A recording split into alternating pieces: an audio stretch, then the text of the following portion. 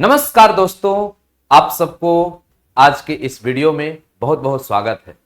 आज की मेरा प्रयास आपकी भविष्य के लिए जरूर ही महत्वपूर्ण होगा। आइए देखते हैं आज क्या होने वाला है।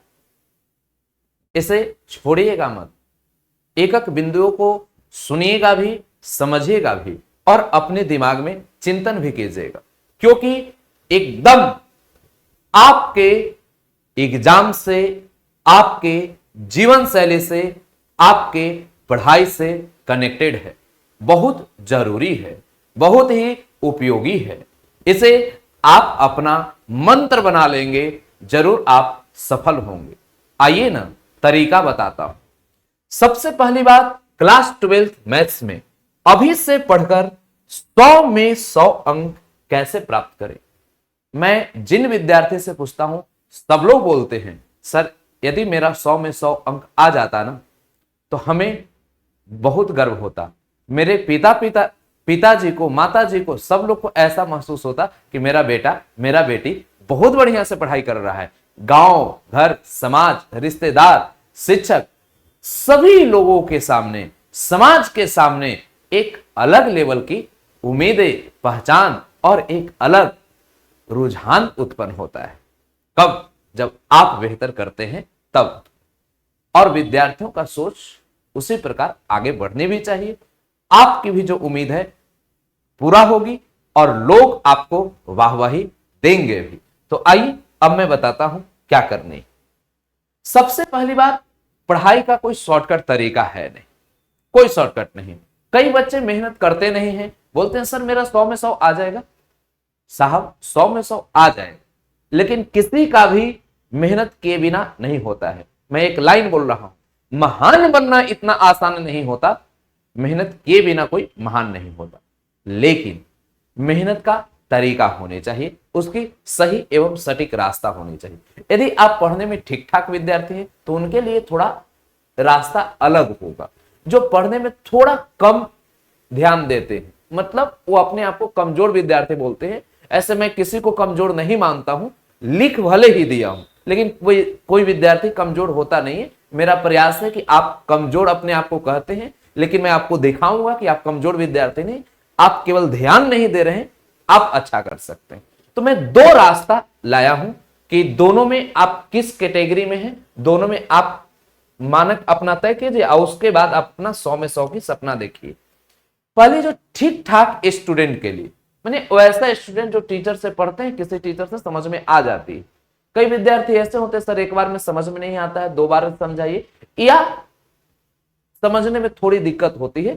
ठीक ठाक तरीके से न 11th पढ़े, न 10th बढ़िया से पढ़े, 12th में अब हमें डर लग रहा है, हमें कुछ ऐसा उपाय किया जाए जिससे बेहतर कर सके। सब उपाय, पृथ्वी पर कोई ऐसे व्यक्ति नहीं जिसके पास कोई समस्या नहीं, पृथ्वी पर कोई ऐसी समस्या नहीं जिसका कोई समाधान नहीं। समस्या के बारे में सोचने से बहाने मिलते हैं, समाधान के बारे में सोचने से रास्ते मिलते हैं। जिंदगी को आसान नहीं, खुद को मजबूत बनाना पड़ता है। उत्तम समय कभी नहीं आता, समय को उत्तम बनाना पड़ता है। इसलिए आप सभी लोग के लिए कोई अच्छा समय आने वाला नहीं है। अभी का जो समय है ना, इसे अच्छा बनाइए। जो ठीक ठाक स्टूडेंट हैं उन्हें मैं कहता हूं बेसिक कंसेप्ट। बेसिक कंसेप्ट का मतलब जैसे जो भी छोटी छोटी चीजें यूज होती है।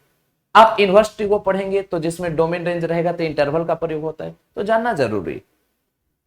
आपको इनक्वालिटीज का यूज होता है, जानना जरूरी है। लॉग जानना जरूरी है, मॉडुलस जानना जरूरी है, ट्रिगोमेट्री। मैंने बेसिक में जितने भी तरह का अगर टूल्स है और आप पढ़ने में ठीक ठाक समझदार विद्यार्थी हैं तो इसको आप कर लेंगे। लेकिन वही जो अपने आप को कमजोर विद्यार्थी मानते और वो भी सपना रखें, मैं दोनों में कंपैरिजन करते चलूंगा, फिर की पॉइंट में बताऊंगा कि कहां किसको ध्यान देने। तो कमजोर स्टूडेंट जो खुद के मानते हैं वो क्या करेंगे, तो उनके लिए मैं तरीका बताता हूं कि आप बेसिक में केवल और केवल ट्रिगोमेट्री पढ़ें और उसमें बेसिक ट्रिगोमेट्री, फार्मूला, इस सभी चीजों को ध्यान दें। जो पढ़ने में ठीक ठाक स्टूडेंट है वो पहले जमकर इसको क्लियर कर लेंगे, ठीक है। उसके बाद अब आता है फार्मूला। तो फार्मूला जो ठीक ठाक स्टूडेंट है या कमजोर स्टूडेंट है, सब लोग को याद रखना पड़ेगा। तो फार्मूला आप याद करिएगा मत, पेज लीजिए और उस पर लिखिए। ट्रिगोमेट्री में 25-30 फार्मूला अगर आप याद कर लेंगे, एक पेज में अट जाएगा। उसे अब याद करना कैसे, पेज पर लिख लिए, तब तक लिखते रहेंगे जब तक कि याद ना हो जाए। तो मैं तरीका बता रहा हूं, एक बार लिखेंगे, 2 बार लिखेंगे, 3 बार लिखेंगे, 4 बार, 5 बार। तो 5वां बार आते आते आपको ऐसा लगेगा कि अब मैं देख देख कर क्या लिखूं, अधिकांश लगता है कि मैं लिख पाऊं। लेकिन 6ठा बार जब लिखेंगे ना, तो आपको लगेगा कि कुछ 1-2 गड़बड़ा रहा है, तो फिर देख लीजिएगा। फिर 7वां बार देखिएगा तो उससे कम गड़बड़ होगा, फिर 8वां बार में और कम, 10 के बाद तो लगेगा कि अब मैं जो उस पेज में लिखा हुआ है, अपने जिस पेज में मैं लिख रहा हूं, सब लिख दे रहा हूं। और उसके बाद जब आप 10 बार लिख लेंगे, फिर उसके बाद अगले दिन 5 बार लिख लिए, फिर उसके बाद अगले 4-5 दिन अगर एक काम 2-3 बार फिर करते रहेंगे ना, शुरू में केवल 1-2 दिन ज्यादा ध्यान देना होता है, फिर ठीक कर लेंगे। और लिखने से आपका मेमोरी में बहुत ज्यादा सेट होता है, क्योंकि आप तो ध्यान देंगे ही, उस पर अपना पेन चलाएंगे तो नेत्र का भी प्रभाव पड़ता है, और आंख जितना दिखेगा उतना ही आप इसको कैच करेंगे। क्योंकि कहा गया है कि लोग कान से तो सुनते ही हैं, लेकिन उनके लिए जिनका आंख नहीं होता है, उनके लिए कान बहुत काम करता है। लेकिन चलचित्र या कोई भी मूवी या फिल्म, ये सब जो चीजें आप देखते हैं, तो वो आपको आंख से देखने के बाद दिमाग में सेट हो जाता है। तो आप ऐसा कीजिए कि सोचिए भी और लिखिए भी। तो लिखेंगे तो देखेंगे ना, तो उससे कनेक्टिविटी अच्छा बनेगा और आप ध्यान में देंगे। सिलेबस, देखिए सिलेबस जब शुरू होता है तो लोग गलती कैसे कर देते हैं, टीचर भी गलती करते हैं। ऐसा नहीं कि मैं गलती नहीं करता था, मैं भी आज से 2-3 साल पहले पढ़ाता था, गलतियां कई सारा करता था। क्योंकि मैं जब बड़े बड़े यूनिवर्सिटी में पढ़ाने वाले प्रोफेसर और इन सभी लोगों की तरीका देखा, तो हमें लगा कि नहीं, स्टूडेंट को ऐसे पढ़ाया जाए तो मजा आएगा।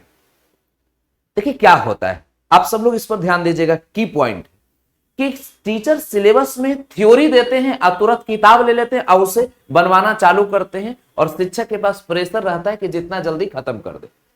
और विद्यार्थी भी यही चाहते हैं कि थ्योरी हो गया, क्वेश्चन बनाना शुरू कर दे। यहीं पर सबसे भारी मिस्टेक हो जाती है, विद्यार्थी से भी शिक्षक से भी। बचना है इससे, भारी मिस्टेक से, ब्लंडर मिस्टेक से बचना है। क्या करना है, पहले कंसेप्ट को एकदम आराम से धीरे धीरे समझ लेनी, किताब पर नहीं जाना है पहले। अब उस पर आधारित जो भी कंसेप्ट सीखे, उससे छोटे छोटे आसान आसान फार्मूला बेस्ड क्वेश्चन को खूब बनाइए। तरह तरह का दिमाग लगा लगा कर पूरे बनाइए क्वेश्चन और एग्जाम्पल को ठीक कीजिए, क्योंकि यही मेन खेल है। यहां से यहां वाला जो खेल समझ लिया ना, उसका मैथ कमजोर नहीं होगा। तो हम प्रयास एक करेंगे क्या कि कंसेप्ट और साथ में एग्जाम्पल। उसके बाद यहां पर भी जो बच्चा है, सिलेबस में कंसेप्ट और एग्जाम्पल, लेकिन थोड़ा अंतर है। ठीक ठाक विद्यार्थी ऐसे तो कर लेंगे, कमजोर विद्यार्थी के लिए सिलेबस में भी वही चैप्टर पढ़ना है। ऐसा थोड़ी कि टीचर जो समझा रहे हैं सब समझ में ही आ जाएगा।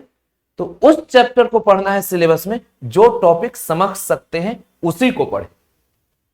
कुछ में मैं गाइडेंस भी दे दिया, जैसे सब चैप्टर जब मन हो तब पढ़ सकते हैं, लेकिन कुछ कंडीशनल है कि यदि आप इनवर्स ट्रिग्नोमेट्रिक फंक्शन नहीं जानते हैं और आप चाहेंगे कैलकुलस में डिफरेंशिएशन इंटीग्रेशन पढ़ लें, तो मामला गड़बड़ हो।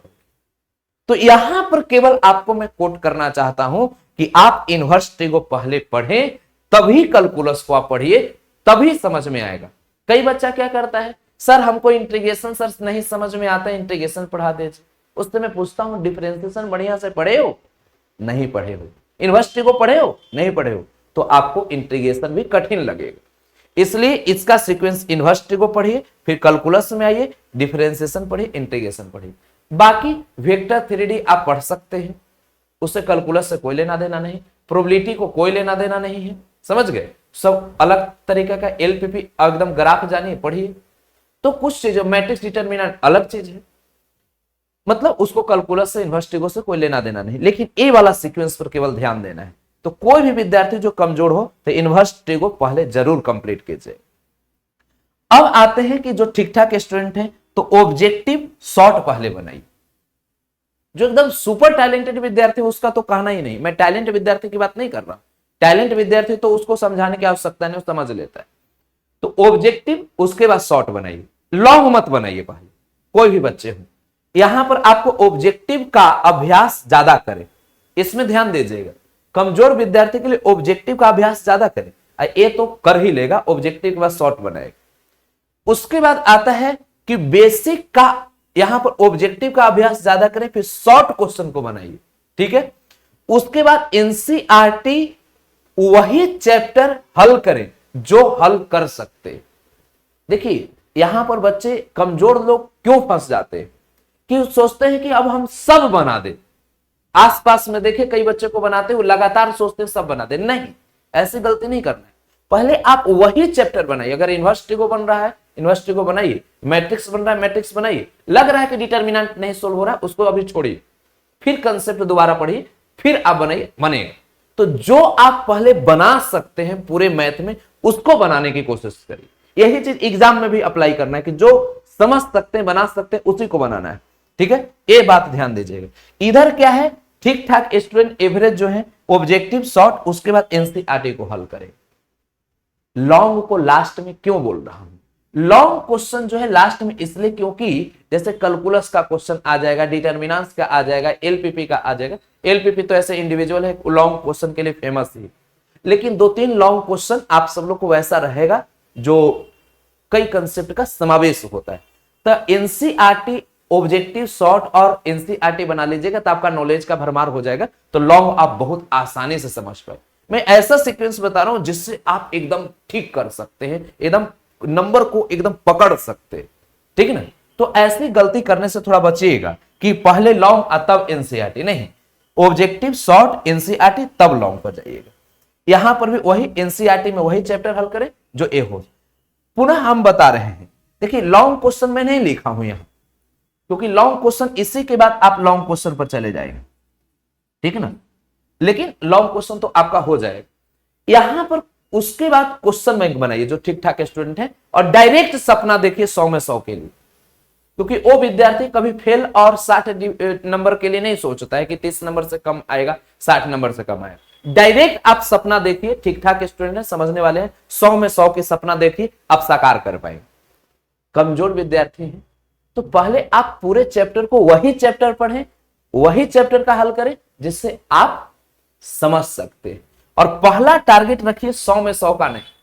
क्यों? क्योंकि कोई बच्चा पढ़ने में इंटेलिजेंट है, ज्यादा मेहनत कर रहा है, ज्यादा क्वेश्चन हल कर रहा है, आप कम कर रहे हैं, आप डिमोटिवेट हो जाइएगा और आपको डर लगने लगेगा कि हम पास कैसे। तो पहले आप देखिए कि 30 नंबर कैसे हमारा कंप्लीट हो रहा है, बस 30 नंबर के लिए।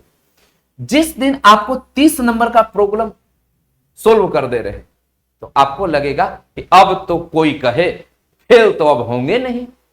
जब आपको ये दिमाग में सोचना चल जा रही है कि 30 नंबर बन जाएगा, अब फेल नहीं होंगे, तब क्या करेंगे? अब तैयारी 60 नंबर के लिए। फिर चैप्टर को चुनिए उसके बाद कि अब हम क्या बेहतर कर सकते हैं, तो फिर 60 नंबर के लिए अपना कैलकुलेशन बनाइए कि अब 60 नंबर मेरा कैसे आ सकता है। तब लगेगा कि अब प्रतिष्ठा बच जाएगा, 60 नंबर मतलब फर्स्ट डिवीजन वाला रेंज में आ गए हैं, अब काम हो जाएगा। यही सभी जगह अप्लाई करना है, ठीक है। अब जब 60 नंबर आ गया तब तो कोई टेंशन ही नहीं, रिलैक्स। अब कहना है कि अब इज्जत प्रतिष्ठा तो बच जाएगा। पहले तो एकदम मुंह दिखाने से बचे, क्योंकि 30 नंबर से कम आएगा तो मुंह भी नहीं दिखाइएगा। उसके बाद समाज में घूम सकते हैं कि हाँ पढ़ने में ठीक ठाक है, 60 नंबर लेकर चला है। थोड़ा चाहिए कि ना कोई बोले कि अरे लड़का पढ़ने में बहुत अच्छा है भाई, मेहनत किया है, एकदम डिस्टिंक्शन लाया है, 75 अंक। आपको चाहिए कि ना 2-4 दिन 10 दिन तक चाहे जहां रिश्तेदार में जाए सब जगह प्रशंसा हो, तब फिर आप 75 के बाद 100 अंक के लिए तैयारी कीजिए।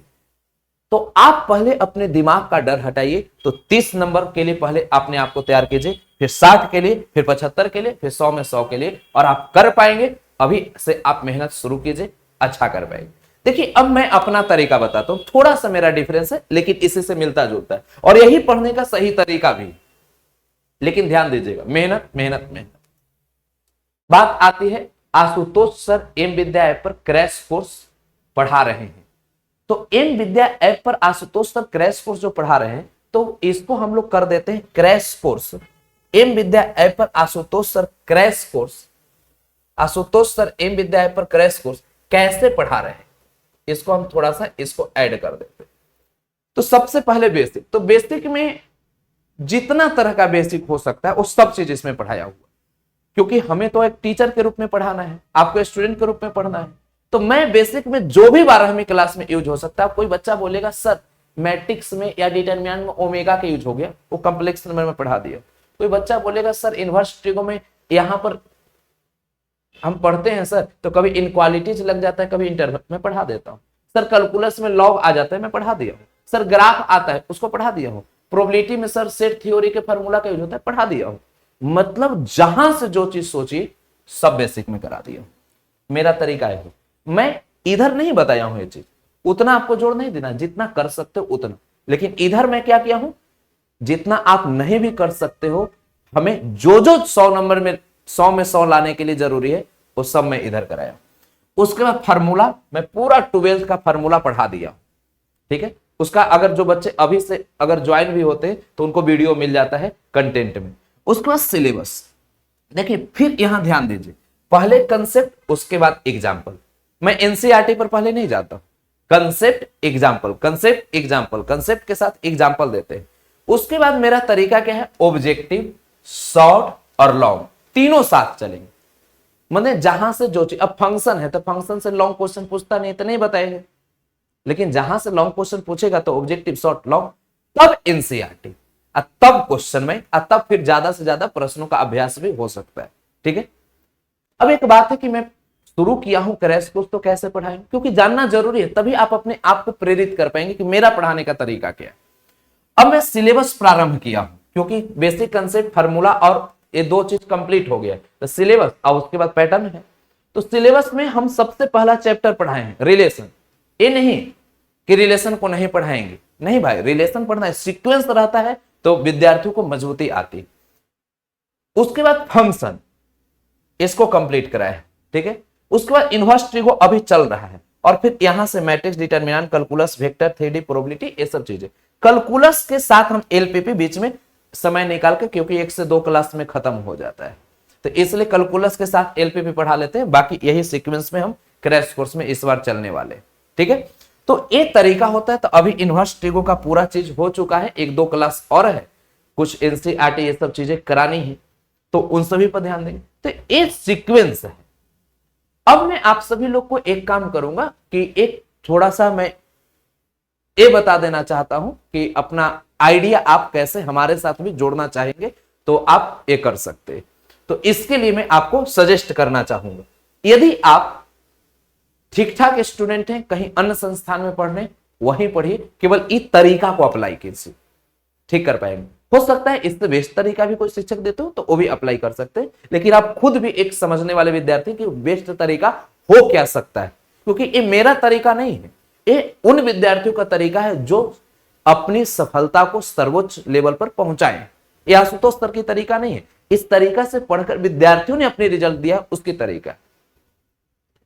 अब इसमें सजेस्ट यही मैं कर रहा हूं कि यदि आप कमजोर विद्यार्थी हैं, आपके पास यदि इतनी क्षमता है कि आप 199 रुपया आप पे कर सकते, और आप चाहते हैं कि सर सिस्टमेटिक पढ़ने के लिए एक अच्छे टीचर और अच्छे गाइडेंस के साथ हम जुड़े, तो उसके लिए आप एम विद्या ऐप पर चले जाएंगे। ऐसे भी आपको एम विद्या ऐप डाउनलोड कर लीजिएगा, फ्री कोर्स जो यूट्यूब पर चलता है उसके पीडीएफ भी यहां मिलते हैं। तो एम विद्या ऐप समझिए कि फ्री में भी या पेड में भी आपको लाभ होने वाला है, तो इसलिए एम विद्या ऐप तो मैं बोलूंगा कि आप डाउनलोड की कर लीजिए। ऐसे इस पर एक कोर्स है एम विद्या ऐप पर 91 35 50 20 51 में, आप 91 35 50 20 51 इन नंबर से संपर्क कर सकते हैं, और 199 में कोर्स है। माई कोर्स पर जाकर अपना कोर्स भी देख सकते हैं, फ्री कोर्स। पेड कोर्स के लिए यहां चले जाए। तो ये मैं थोड़ा लास्ट में सजेशन दे दिया हूं, और आप सभी लोग जुड़िए, और यूट्यूब के माध्यम से फ्री में जुड़िए, ऐप के माध्यम से जुड़ना चाहते हैं तो भी फ्री में जुड़ सकते हैं। कुछ अगर नॉमिनल फी देकर आप अपने सिस्टमेटिक पढ़ाई करना चाहते हैं वो भी कर सकते हैं, नहीं भी तो बीच बीच में आप सभी को मैं सहयोग करता रहूंगा। मैं जिस तरीके से आपको सहयोग कर सकता हूं करते रहूंगा, और आपको कोई भी चिंता हो, कोई भी डाउट हो, कोई भी परेशानी हो, आप हमसे शेयर करें, मैं उस समस्या का समाधान करूंगा। ठीक है, बहुत बहुत धन्यवाद, बेस्ट ऑफ लक।